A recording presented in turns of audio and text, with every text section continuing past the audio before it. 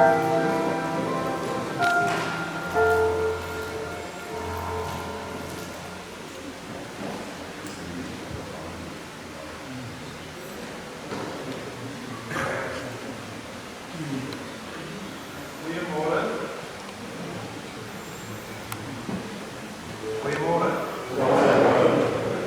welkom vanoggend by ons in Sesmoutsspruit gemeente.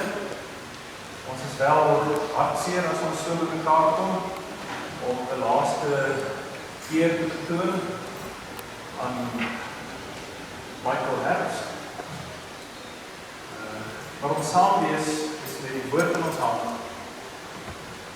Dis waar ons vertroosting kry. Ons saam wees, ons ondersteuning van mekaar. Dis ook vir ons belangrik. Dis ook hoe ons by mekaar is, om aan die familie ook ondersteuning te bied. Vir Annette en haar familie, baie seën, baie sterkte ook die pad vorentoe, so ook vir die vriende, almal wat hier is. Ons gaan stil word, ons bid saam.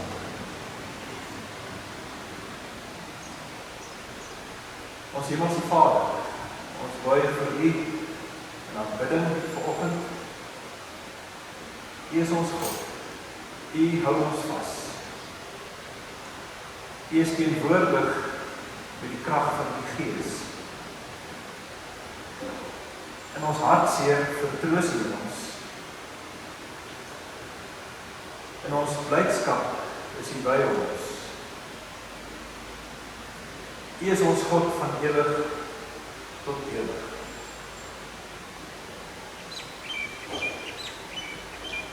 Tot nou as ons vanuit die woord saam lees, vra ons dat U vir ons die woord sal oopbreek, dat U ons sal vertroos met die woorde van U woord en met U teenwoordigheid. Ons bid dit in Jesus naam alleen. Amen. Terwyl ons so sit, speel Alta vir ons die oorwinningslied.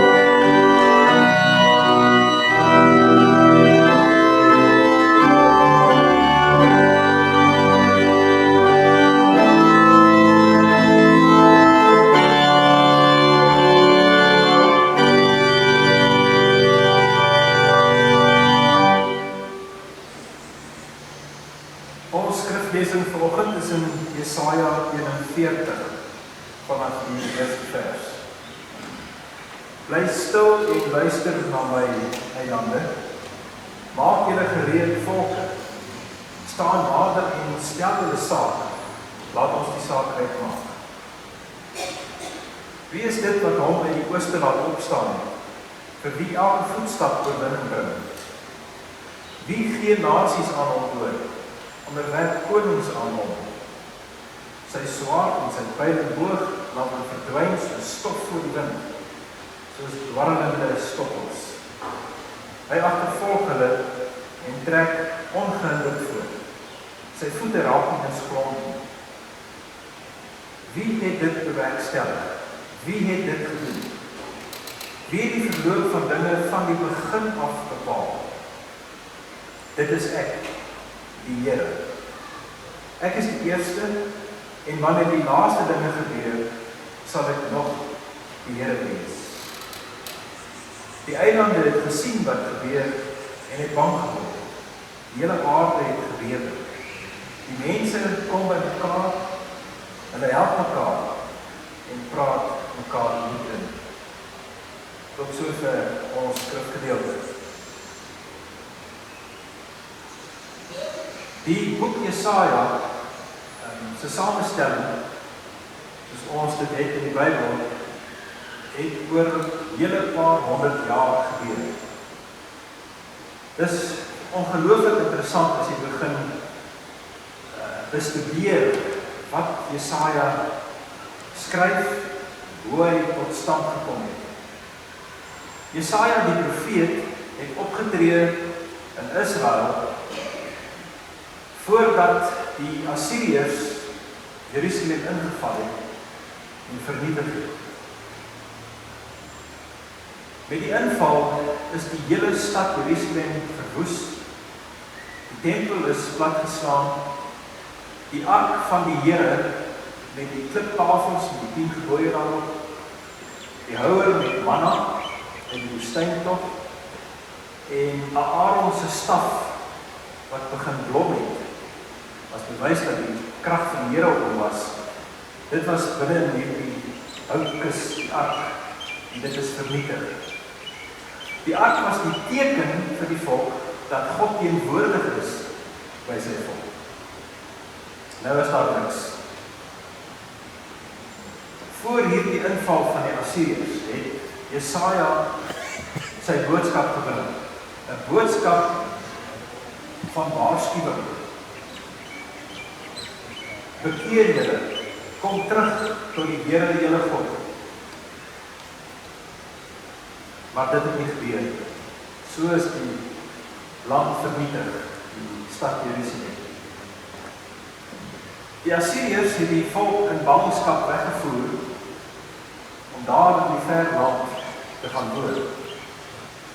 Maar hulle het ook mense in Palestina ingebring, vreemdelinge, wat moes help om die bevolking wat oorgebly het te leer hoe om as Assiriërs te lewe. Daar was 'n hele vermenging wat plaasgevind. En Jesaja se volgelinge het sy woorde lewend gehou. Hulle het sy woorde gebruik om die mense daar in ballingskap in Assirië te versterk en bemoedig vir die moeilike omstandighede waarin hulle was. Na 'n tydperk van 70 jaar het daar 'n nuwe koning aan bewind gekom in Assirië. Kores. Jesaja beskryf hom as 'n instrument in die hand van God om tot redding van sy volk te kom. Want dit is Kores wat toestemming gee dat die volk kan terugkeer uit ballingskap in Assirië na die land Israel. Jerusalem kan herbou. En ons het nou gelees in hierdie gedeelte, wie is dit wat hom uit die ooste laat opstaan? En wie elke voetstap oorwinning bring? Wie gee nasies aan hom oor? Hy beskryf en praat van Kores. En so is Jesaja se woorde weer gebruik as bemoediging vir die volk Israel. En die mense wat teruggekeer het, Israel toe, Jerusalem begin herbou het, hulle het weer Jesaja se woorde gebruik vir die moeilike omstandighede waarin hulle was, om hulle te bemoedig en te versterk. En in die Nuwe Testamentiese tyd, die tyd wat Jesus geleef het, die tyd wat Matteus, Markus, Lukas en Johannes evangelies geskryf het, is Jesaja se woorde weer gebruik as bemoediging en versterking. Jesaja is die Ou Testamentiese boek wat die meeste in die Nuwe Testament aangehaal word. So sy woorde word lewend gehou vir nuwe omstandighede. En as ons nou vandag Jesaja lees, dan is dit die hoeveelste keer dat mense Jesaja se woorde gaan gebruik as bemoediging, as versterking vir moeilike omstandighede waarin ons bevind. Ons het die afgelope week die afsterwe van Michael beleef. Dis vir ons hartseer. Dis vir ons moeilik. Dis nuwe omstandighede waarin ons onsself bevind. En daarom is dit reg en goed dat ons na God se woord toe gaan om bemoediging en versterking te kry. Vertroosting vir ons hartseer. Ja, natuurlijk. Ons almal se teenwoordigheid vanoggend is deel van hierdie bemoediging en versterking en vertroosting. Veral aan Annette en die res van die familie en vriende. Dis die manier hoe ons mekaar ondersteun en vertroos en moedig. Om by mekaar te kom, mekaar se hand te vat en vir iemand te sê, ek is hier saam met jou in hierdie hartseer situasie. As ons Jesaja lees volgende, dan wil ek hê dat ons moet fokus op hierdie vers 4, laaste gedeelte van vers 4. Wie het dit bewerkstellig? Wie het dit gedoen? Wie die verloop van dinge van die begin af bepaal? Dit is ek, die Here. Ek is die eerste. En wanneer die laaste dinge gebeur, sal ek nog die Here wees. Ek weet dit, jy weet, dat die oomblik toe Michael se laaste oomblik aangebreek het hy geweet dat die Here steeds die Here is. Dat die Here by hom is en hom krag gee. En die familie het die afgelope week beleef. En elke oproep, elke besoek, elke woord van ondersteuning, dat die Here van die begin tot die einde teenwoordig is.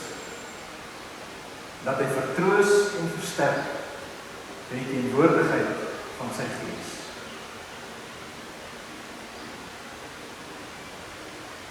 In hierdie gedeelte lees ons van die eilande. Nou in die Joodse tradisie was die wêreldbeeld wat hulle gehad het 'n bietjie anders as ons wêreldbeeld. Ons kyk na 'n aardbol en ons weet die son is die middelpunt van ons sterrestelsel en ons beweeg daar rondom. Ons het die kennis. Maar hulle het anders gedink oor die wêreld. Vir hulle was hulle wêreld die middelpunt. Want daar kom die son op en daar gaan hy onder. Die son beweeg om hulle middelpunt, hulle aarde, hulle wêreld. En hulle wêreld was 'n plat stuk aarde wat op pilare gestaan is. Want dis wat Samuel vir ons vertel, die aarde is op sy pilare gegrond is. Dis wat hulle geglo. En die hemel is soos 'n tentdoek bo oor die aarde gespan, waar daar vensters is, waar die reën inkom, en die riviere hier rondom, dis hulle wêreldbeeld gewees. En die eilande was daar op die punt van die bekende wêreld. As jy verby die eilande gaan, dan raak jy weg aan die wêreld daarop. En nou roep Jesaja die eindes van die aarde, vir hulle bekende aarde. Hy roep die eindes op om die groot en magtige werk van die Here te kom aanskou. Dat hy selfs 'n heidense koning Kores kan gebruik tot redding van sy volk. Kom kyk eilande wat gebeur het. Dit is die Here wat dit doen. Dit is die Here wat dit doen. En as ek en jy nou vir 'n oomblik moet terugdink aan die lewe van Michael, dan is dit wat ons mee kan saamstem. Dit is die Here wat dit gedoen het. Dit is die Here wat aan Michael die lewe gegee het. Dit is die Here wat hom vasgehou en beskerm elke dag. Vandat die eerste dinge gebeur het, van die skepping, totdat die laaste dinge gebeur het, tot aan die einde van alles. En Michael se einde het vroeër gekom as wat ons verwag het. Tot dan toe is dit die Here wat teenwoordig is, wat die verloop bepaal van die lewe. Dit beteken nie dat ons fatalisties moet dink oor die lewe nie. Dit wat gebeur en ek het niks invloed daarop. Nie. Ons wat glo dat Jesus Christus die Here is, die Seun van God, die gekruisigde, hy wat opgestaan. Ons glo, ons weet, dat hy ons vashou en dat alles ten goeie meewerk vir ons wat dit glo, soos Paulus het geskryf. Daarom is ons hartseer, maar ons is nie verlore, ons is nie moedeloos nie. Want die dood is vir ons nie die einde nie. Dis bloot die volgende oomblik van God se hand in my lewe. Want dis een ding wat ek en jy nie van vryspring nie. Dis die dood. En as ek en jy glo dat Jesus die Here is, my Here is, dan kry die lewe sin. Ook in die afsterwe van iemand. Maar dan verstaan ek, dat alles wat gebeur tot eer van God, die Hemelse Vader is.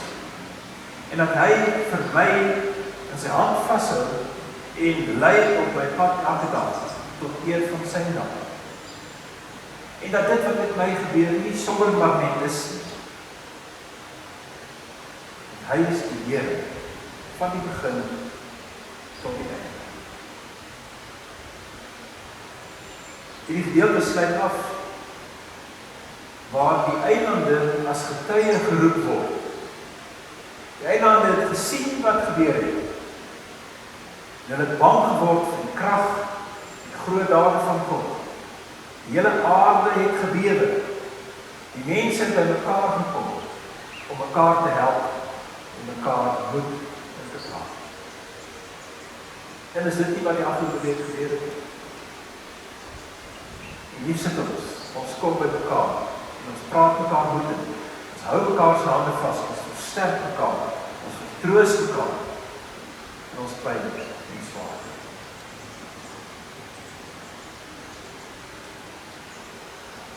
Maar dis waar vir ons wat glo. Ons baie mense daar buitekant wat nie glo dat Jesus die Here is. En vir hulle is die lewe 'n warboel. Daar's geen uitsig nie. Die toekoms is donker. Ek en jy wat glo is getuie van die groot dade van God.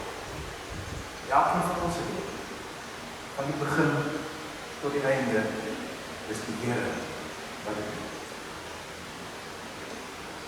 Mag ons vertroosting vind in die woorde van Jesaja. Mag ons vertroosting vind in die teenwoordigheid van familie en vriende, saam in ons pyn en lyding. Tot eer van sy naam. Amen. Ons Hemelse Vader, dankie dat ons vanoggend saam kan lees in Jesaja,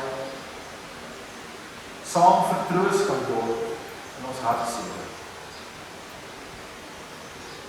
Omdat ons getuie is van die grootte en die goedheid. Omdat ons weet dat U teenwoordig is in die krag van die Gees, U ons vashou in ons hartseer en pyn. Dankie dat ons vir Annette aan U kan opdra, die res van die familie, al die vriende. Dankie dat ons weet dat U ons ook vashou, dat ons mekaar kan vashou in ons hartseer. Here, gee vir ons krag om hiervandaan nog verder te gaan, met die wete, dat U hier is, dat U van die begin tot die einde God is, teenwoordig is, ons vashou. Lei ons op die pad hiervandaan nog, tot eer van U naam. Ons vra dit alles in die naam van Jesus Christus, ons Here. Amen. Ek wil graag vir Remembrance Herbst geleentheid gee om namens die familie 'n wonderblyk te doen. Asseblief.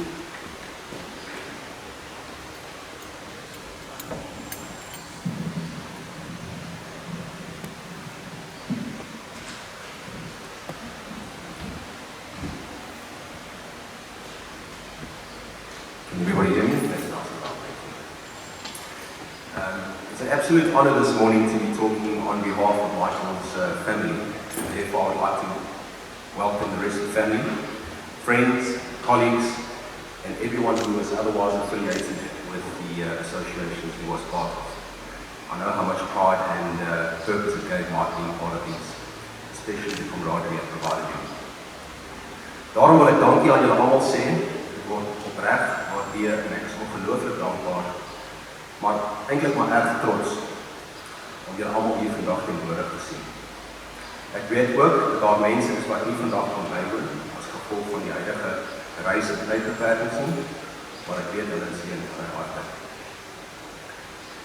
Let me start by saying it is a real and an extremely daunting to say a few words on behalf of my Uncle Mike, knowing what a well-spoken and an outstanding man he was. And I promise to do so to the best of my ability, because I genuinely think he deserves the highest honor. Michael Raymond Herbst. Michael was 'n ongelooflike toegewyde man in sy vrou Annette. Hy was 'n swaar, 'n boet of 'n ou boet vir sy suster Bernice en my pa Louwelen. Hy was ons oom, hy was 'n groot oom en verder 'n kollega en vriend vir baie van julle wat hom vir baie jare geken het. En ook 'n volmaakte militêre man en akademikus. Ek wil begin om namens die stel wat met my gepraat het, die daglik uitgevind het en sê, sy wil spesiaal vra dat ek sê, that we make a special mention and thank Mike from her family side for Mike's 100% commitment to care for Annette always, but especially towards the last few years. And make special mention of his infinite patience towards her. I think we can all bear testimony to how committed Mike was in caring for Annette. Mike was born in Bloemfontein on the 11th of May 1946 in an era named the Baby Boomers, post-Second World War, which followed from some hardships to some more prosperous times, and there was an increase in the boom in new baby births. And this was certainly true for my grandparents, the Herbst grandparents, because all their children, Mike firstly, secondly his sister, and then thirdly my dad, were born in this era. But an interesting fact, which some of you might not know, is that Mike was almost to the day born 9 months after the Second World War. What followed, history lesson perhaps, is Generation X, the era in which I was born, Generation Y, the era in which my brother was born, and coincidentally, another interesting fact is that Ray and I differ by 8 years, which is the same age difference between my dad and his youngest brother. Thereafter there's Generation Zoom, which is the era both my eldest two daughters were born in, Kayla and Olivia, and then Generation Alpha, 2010 to 2020, which is the most current generation, which my daughter Maya was born in, and more impressively, Raymond's two sons, Elijah, the eldest, Elijah Ray, carries forward the name,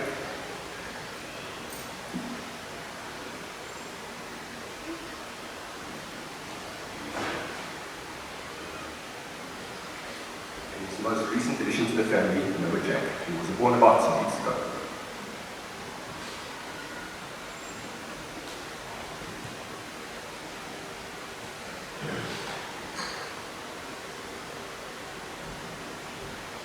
The punchline here is actually that I'm extremely proud to say that the Herbst generations in the years to follow are well represented, and I'm very honored to say we'll be carrying the name forward.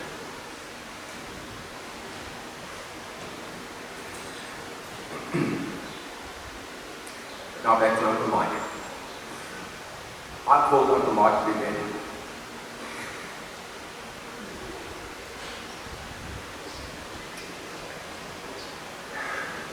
Not only was he the most senior member of my family, but I always joked with him, Uncle Mike, you've got the most clips, and for that reason I'd like to call you again as a military reference. To which he always had a nice, proud laugh, and I think he really appreciated the honor of being called again. What I really tried to capture with my talk today was what differentiates the baby boomers generation, and yes, I know many of you here today are from that era, from the rest of the generations. But more specifically, to help better understand the essence of the man who I respected and perhaps unknowingly to him, looked up to me as my unofficial life mentor.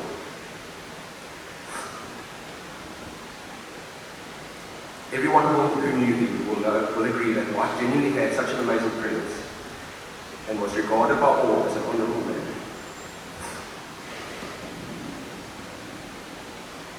Leading up to today, after the news of his passing, people would have very similar things to say about Mike, and I'm going to quote it to you. Mike, what a true gentleman. Another said, I can't think of a single bad thing when I think of Mike, and various people said this to me. Ek het nooit Mike oor stille of sleg van enige iemand praat ooit.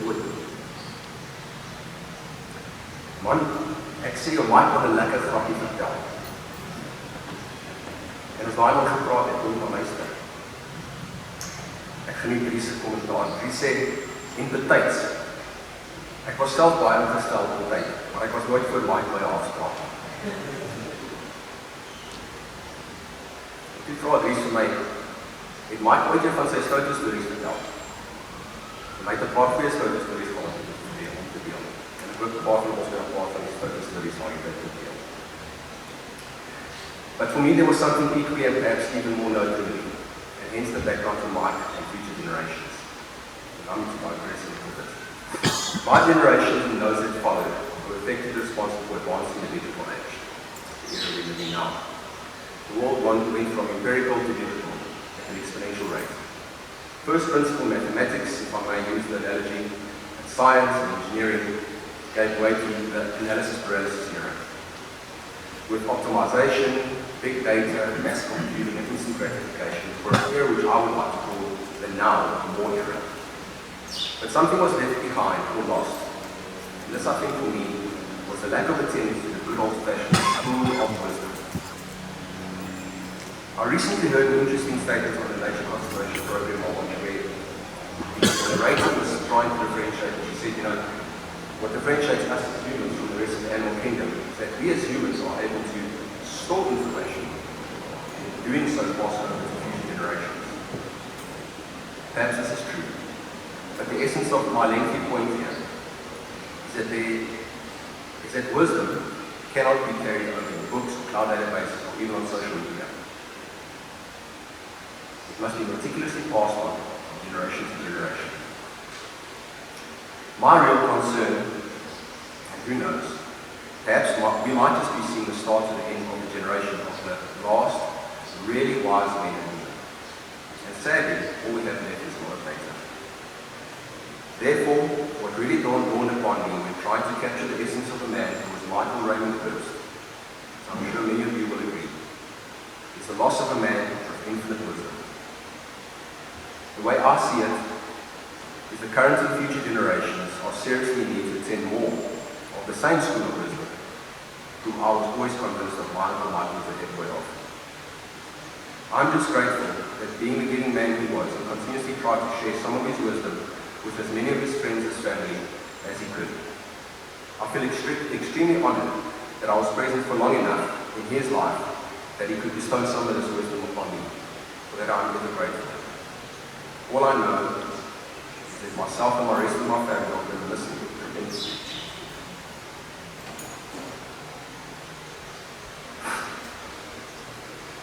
I would like to read a verse from Proverbs 4, verse 67. Do not forsake wisdom, and she will protect you. Love her, and she will watch over you. Wisdom is supreme, and therefore, get wisdom. Though it costs you all you have, get understanding.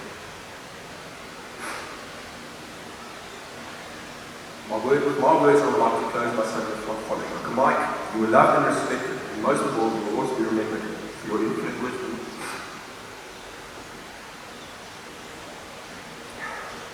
Your loving and caring nature, patience, your kindness, and for being an upstanding and honorable man you were. I'll miss you forever.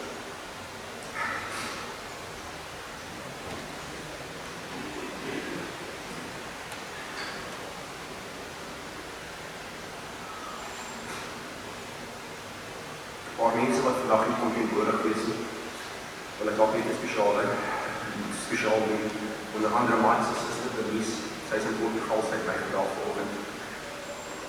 She just asked me to send her love and blessings to all the family here today. I don't know how much she would like to do now. Ek wil eindig met die bedankings. Ek kan dan nie op ons, baie dankie. Jy het dit van my getrouw. Het is ongelooflik om te sien hoe mense hulle op later jare so verlief was. Ek wil dus baie dankie sê. Sy koester, Jaco van As, wat ons die opname gaan doen, baie dankie, het aangestaan, aangedoen het doen. Appel, die Parmenie, en die video wat wij van geleerd het. Van my kant wil ek verstel, maar nie van die baie goed te sê. Dat julle my staan, en die al die redes betrek, is vandag. Het word betrek, maar nie, baie dankie.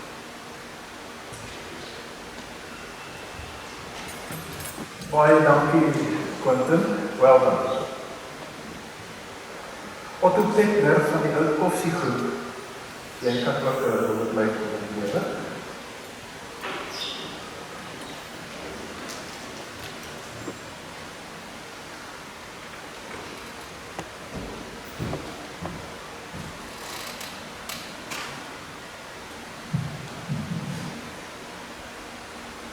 Lieve vrienden, lieve stel en ander familielede. Mijn naam is Otto en ik wil graag namens de koffie van mijn raadekant vir julle allemaal een parkeer Jesus wederleie oordraag. 50 jaar gelede het ons verhouding met Mike begin. Dit was by die Universiteit van die Oranje Vrystaat en aan die Kenbaai gebore was in die skoolplan. Die leser van ons. Mike het ons ontmoet daar as 'n vriend en 'n medestudent. Ons het hom geken vanmiddag. Dit van die skool gewees. Dan het lekker in die rond gekry. Maar hy kom al van verre oor ons. En ek het hom altyd gesien, ons allemaal, as iemand wat amper ons mentor was, as ons dat ook 'n paar jaar was. Hy het hom onderskei as 'n ou met baie talente. En hy het homself onderskei ook as 'n goeie akademikus, soos Christus geweet het, van meestersgraad en fisiekagraad en hy was ook die fisiekagraad was. Maar bovenbehalve was hy 'n goeie sportman, wat uitgeblik het in cricket, hockey, en selfs in rugby en samen. En in hierdie tydperk het hierdie amper leier getrek, soos sê, van ons jong opdraad. En daar 'n verhouding plaasgevind, wat baie sterk was. Die Michael was altyd daar om ons te ondersteun, en saam met ons studente lewe te geniet. En soos dit alles gaan in die lewe, om daar ook net te lewe.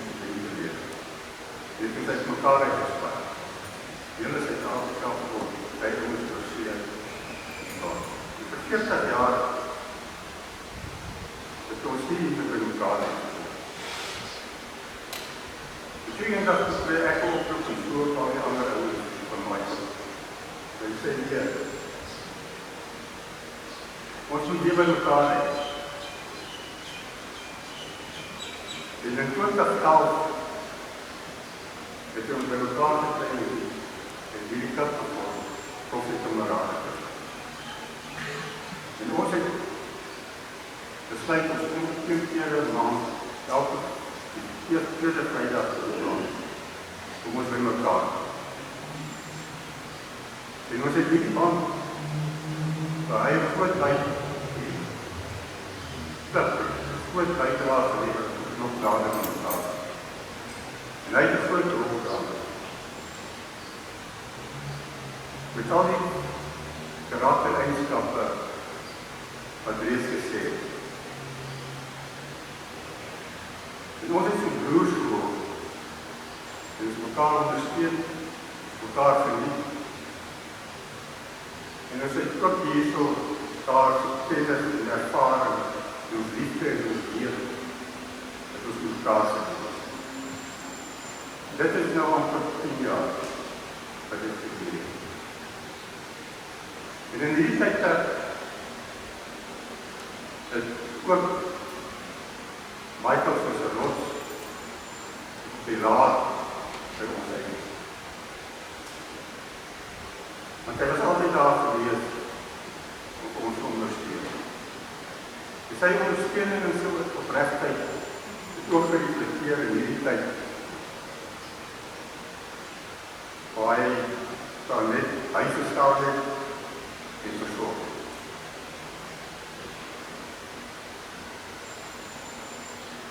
En ek wil sê, ons as kosdienstmanne ervaar dit is 'n groot leemte sonder my woord. Maar ons sal sy herinneringe en sy karakter en sy menswees saam met ons neem die voortkomende leemte. En ons sal die hele tyd aan hom dink. En om altyd in ons gedagtes te koester. Al gij een groot vrede is, en dat die familie deur hierdie tyd, die wil van die Here, hier dit kan werk. Maar ons sal altyd maak in ons herinnering oor. En daarmee wil ek julle sê, baie dankie, en sterkte vir julle aan.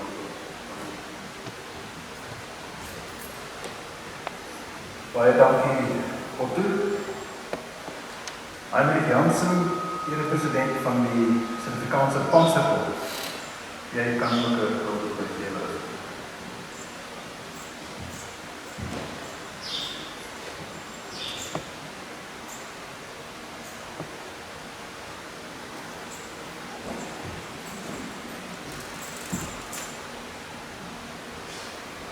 Baie dankie. Annette, Estelle, Raymond, Quentin, and Denise.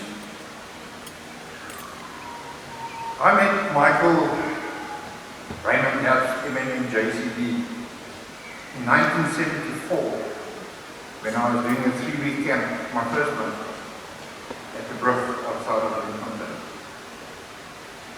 I was introduced to Mike by our long-standing mutual friend, Johan van der Berg, Bok van der Berg, to the Koffie guys, who was in the same race as Mike, who had been in Stadshuis. And there a friendship started. Mike and I, both civilian and military careers, followed similar paths. And Mike, being some 5 years older than me, set a fine example to myself and many others to the last day of his life. I must mention at this point that in 1974 when I met Mike, he had already completed his MSc in physics and was enrolled in a PhD program as a PhD student.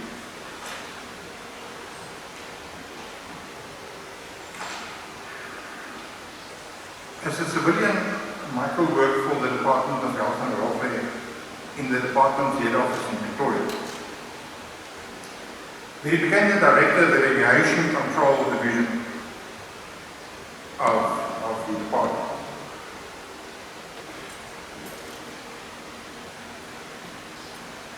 In 1985, he was recruited by Armstrong to become a senior manager within the subsidiary known as Entron Circle, later known as Edwina, which was responsible for the RSA's nuclear weapons development program.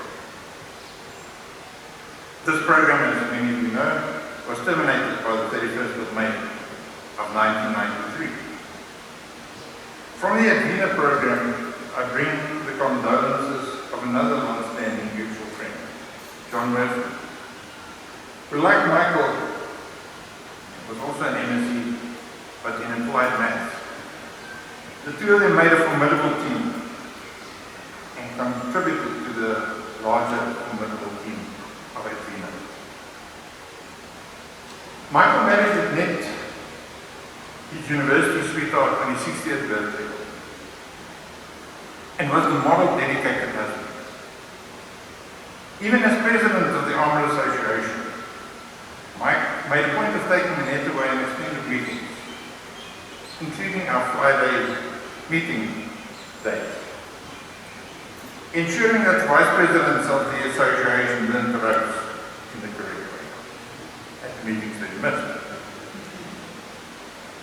Michael not only served as National Secretary, but also as National Vice President in the Armour Association under the War General Lombard. In 2009, he succeeded General Lombard as National President of the Armour Association until 2013, when he stood up.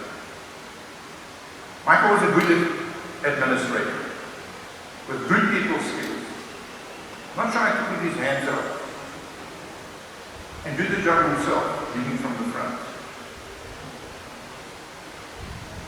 Many will remember him for many different things, each one of us. In the Armour Association, many will remember Mike as a fine administrator with fine and many skills, amongst other, his fine proofreading skills, which came to wonderful fruition and help later when we established the Heritage Project. I personally cannot thank Michael enough when he as president supported Project Heritage, and within that he led the way during his tenure as president of the Armour Association. During this time that Mike served at Edwina, he also was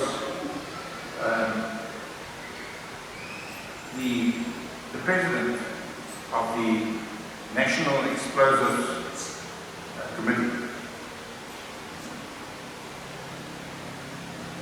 Mike had a wonderful sense of humor. I think it's all of you know, to the extent that our good friend, John from the Baron, in speaking to me this week, said that Sir Sean Connery now had become. Many of us knew Michael only as a former officer commanding of Regiment President Stan.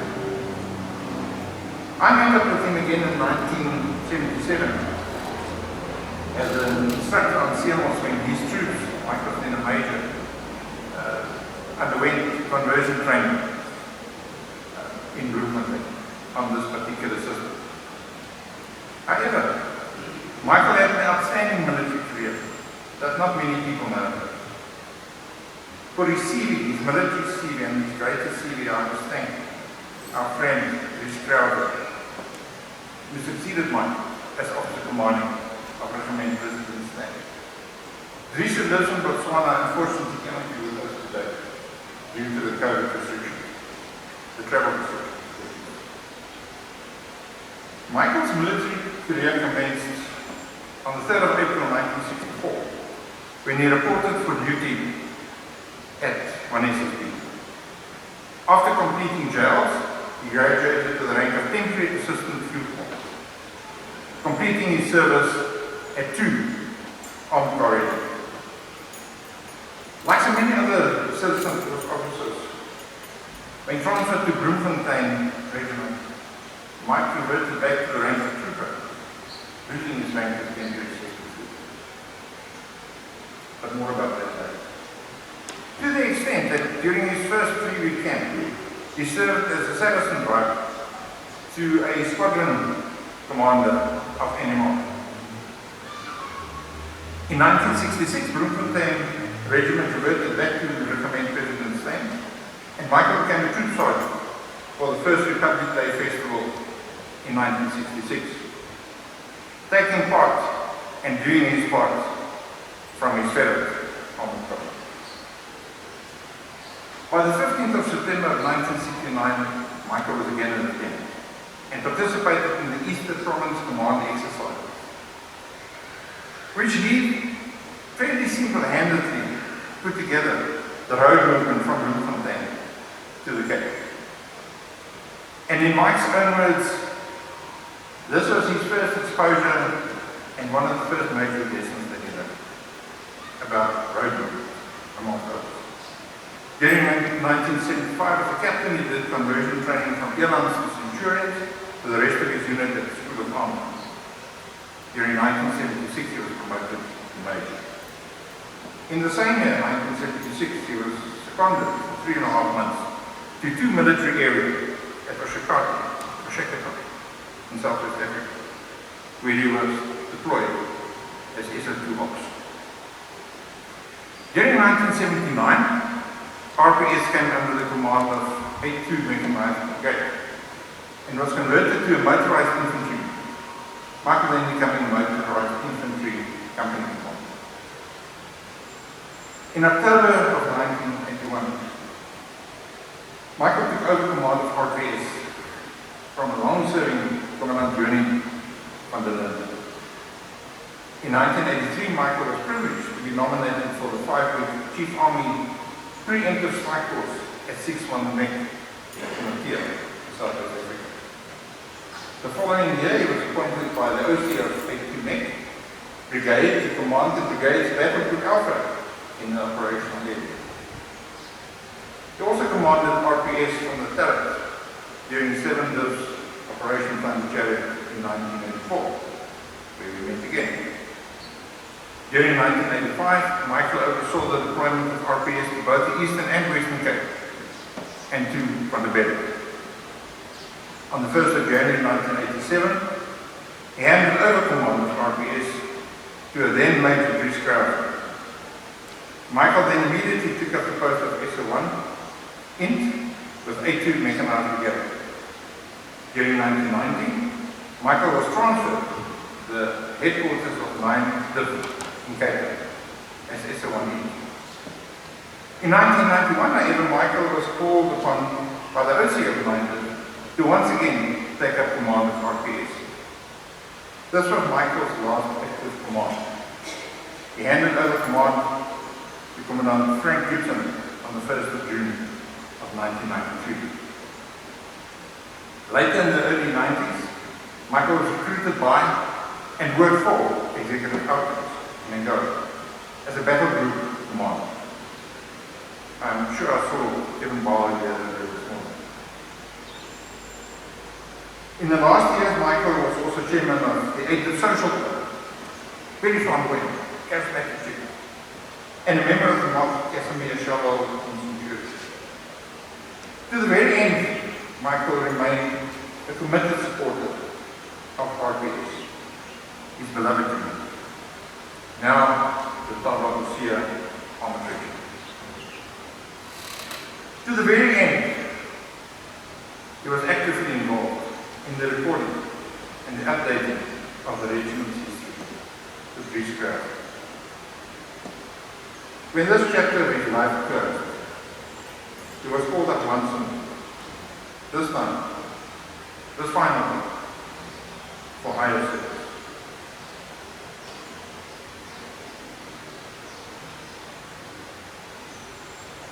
Rest in peace, Mike.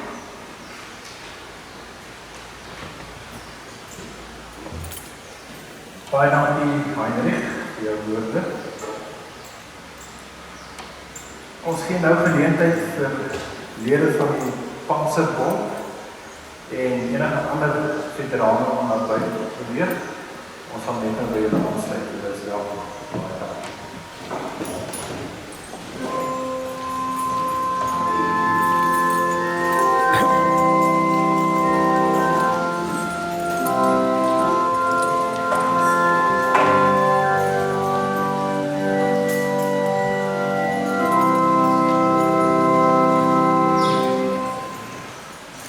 Daar is na ons verrigtinge hier vir almal hier by die stelshuis beskikbaar. Julle word afgekijk van mense. Enige persoon bestel.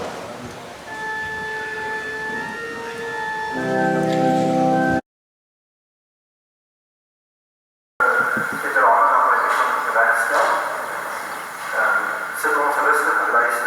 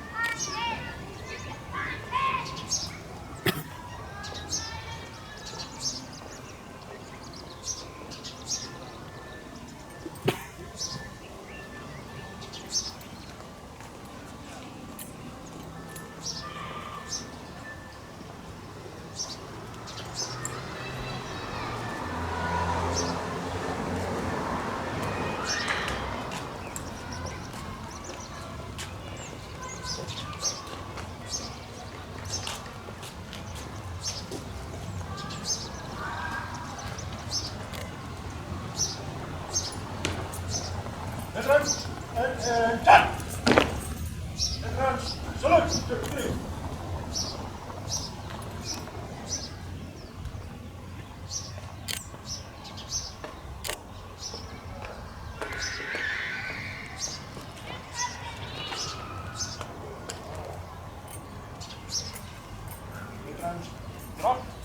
Salute. 2, 3. Ball up.